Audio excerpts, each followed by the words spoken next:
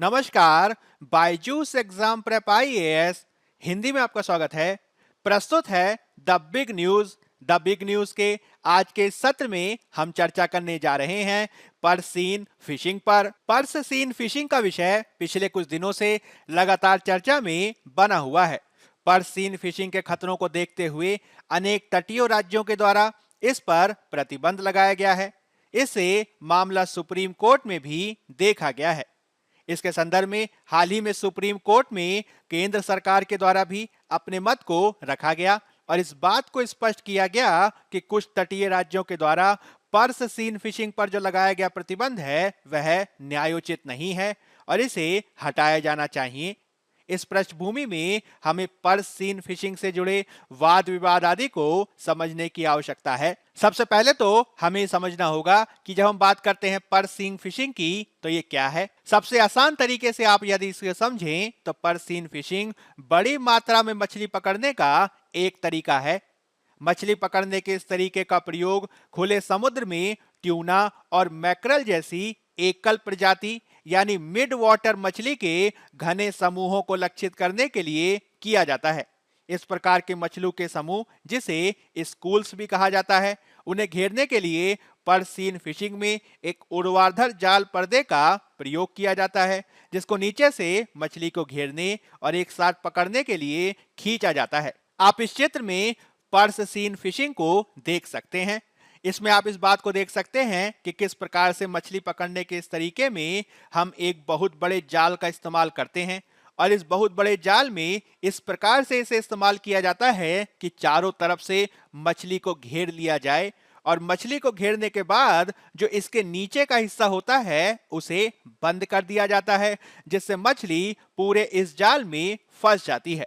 मुख्य रूप से जो मध्य सामुद्रिक क्षेत्र होते हैं, मिड वाटर एरियाज होते हैं, उसमें एकल प्रजाति वाली ट्यूना और मैकरल जैसी मछलियों को पकड़ने के लिए इस प्रकार की पर्स सीन फिशिंग पद्धति का प्रयोग किया जाता है। हमें इससे संबंधित कुछ लाभों को भी समझना होगा और इसके कुछ नुकसान को भी समझने की आवश्यकता है।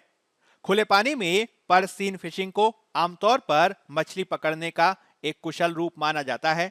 इससे न केवल बड़ी मात्रा में मछली पकड़ी जाती है, अपितु एक ही प्रजाति की मछली को बड़ी मात्रा में पकड़ने से वाणिज्यिक लाभ भी होता है।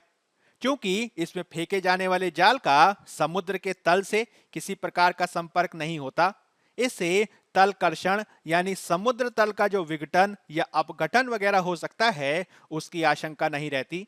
इससे कोरल रीफ आदि को भी नुकसान नहीं होता। इसके अलावा इसका प्रयोग ऐसी मछलियों को पकड़ने के लिए भी किया जा सकता है जो सामान्यतः मछली पकड़ने के जाल के आसपास एकत्र हो जाती हैं और इनसे निकलकर भाग जाती हैं। हालांकि पर्स सीन फिशिंग के एक सबसे बड़े नुकसान को इस रूप में प्रकट किया गया है कि पर्स सीन एक गैर चयनात्मक मछली पकड़ने की विधि है, जिसमें समुद्री कछुओं और समुद्री स्तनधारियों सहित अपने आसपास की हर चीज को पकड़ लिया जाता है। जैसा कि आप इस चित्र में देख सकते हैं, यदि पर्स सीन फिशिंग के तहत हम एक बहुत बड़े जाल को समुद्र में डालेंगे और उसके बाद मछली के एक बड़े समूह को यदि हम नीचे से बंद कर देंगे तो इसमें मछलियों के साथ स्तनधारी और समुद्री कछुए भी बंद हो सकते हैं। पर्स सीन फिशिंग के इस प्रकार के खतरों को देखते हुए ही कई राज्यों और केंद्र शासित प्रदेशों ने 12 समुद्री मील तक अपने संबंधित क्षेत्रीय जल में इस प्रकार के फिशिंग पर प्रतिबंध लगाया है। इसमें तमिलनाडु, केरल, पुदुचेरी, ओडिशा, दादरा नगर हवेली, दमन दीव के साथ ही अंडमान निकोबार द्वीप समूह आदि महत्वपूर्ण हैं, जिन्होंने पर्स सीन फिशिंग पर रोक लगाई है। हालांकि केंद्र यह चाहता है कि पर्स सीन फिशिंग पर लगे प्रतिबंधों को हटाया जाए। इसके संदर्भ में केंद्र सरकार के द्वारा जो तर्कों को दिया गया है उसमें केंद्र सरकार ने एक विशेषज्ञ समिति के द्वारा प्रस्तुत रिपोर्ट के आधार पर इस प्रकार के प्रतिबंध को हटाने की सिफारिश को किया। समिति का कहना है कि उपलब्ध सबूतों को देखते हुए मछली पकड़ने के इस तरीके से कोई गंभीर संसाधनों में कमी नहीं हुई है। इसलिए विशेषज्ञ समिति ने कुछ शर्तों के अधीन प्रादेशिक जल और भारतीय विशिष्ट आर्थिक क्षेत्र में मछली पकड़ने के लिए पर्स सीन फिशिंग की सिफारिश को किया है। साथ ही समिति ने पर्स सीन फिशरीज पर राष्ट्रीय प्रबंधन योजना तैयार करने का भी सुझाव दिया है। हालांकि इस पूरे वाद विवाद और सुप्रीम कोर्ट में चल रहे मामले की पृष्ठभूमि में इस बात को हमें ध्यान रखना होगा कि किस प्रकार से इस मुद्दे ने एक तरफ छोटे और सीमांत मछुआरे और दूसरी तरफ बड़े मछुआरों के बीच की जो फॉल्ट लाइंस हैं यानी मतभेद हैं उनको उजागर कर दिया है, जिसमें केंद्र सरकार और राज्य सरकार अलग अलग पक्षों का समर्थन कर रहे हैं। हमें ध्यान रखना होगा कि भारत के पश्चिमी तटों पर व्यापक रूप से इस प्रकार की फिशिंग के तरीकों का उपयोग किया जाता है। हालांकि इस प्रकार की फिशिंग के तरीके में यह भी देखा गया है कि इससे कुछ विशेष प्रजातियों की संख्या में कमी आई है, जैसे कि सार्डिन, मैकरल, एनकोवी और ट्रेवली आदि। इस प्रकार की मछलियों की संख्या लगातार कम होती जा रही है, जिसने विशेषज्ञों के मध्य चिंताओं को जन्म दिया है।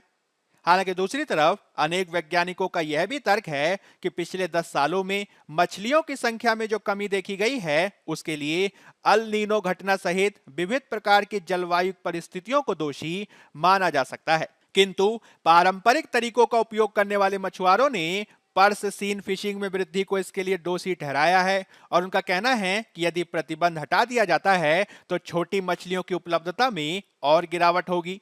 उन्होंने यह भी मांग की है कि यदि केंद्र ने इस प्रकार के प्रतिबंध को हटाने का समर्थन किया है तो इसके लिए केंद्र जिस विशेषज्ञ समिति की रिपोर्ट पर अपनी बात को कह रहा है उस विशेषज्ञ समिति की रिपोर्ट को प्रकाशित किया जाना चाहिए। इसके अलावा इसमें एक और चिंता ऑयल सार्डिन मछली की घटती उपलब्धता है, जो केरल में मछली खाने वालों की पसंदीदा मछली है। आंकड़ों के अनुसार 2021 में केरल में इस प्रकार की मछली को केवल 3,297 टन पकड़ा गया, जबकि 2012 में इसकी संख्या लगभग 4 लाख टन थी। इस भारी कमी को पारंपरिक मछली पकड़ने वाले पर्स सीन फिशिंग की बढ़ती उपलब्धता के रूप में देखते हैं और इसके लिए उन्हें दोषी ठहराते हैं। हालांकि दूसरी तरफ पर्स सीन फिशिंग का समर्थन करने वालों का यह दावा है कि यह मछली पकड़ने का अधिक वैज्ञानिक तरीका है, विशेष रूप से खुले समुद्रों में। इस प्रकार इस पूरे वाद विवाद में हम कुछ ऐसे सुझावों को देख सकते हैं जिससे इस समस्या का कुछ हद तक समाधान किया जा सके।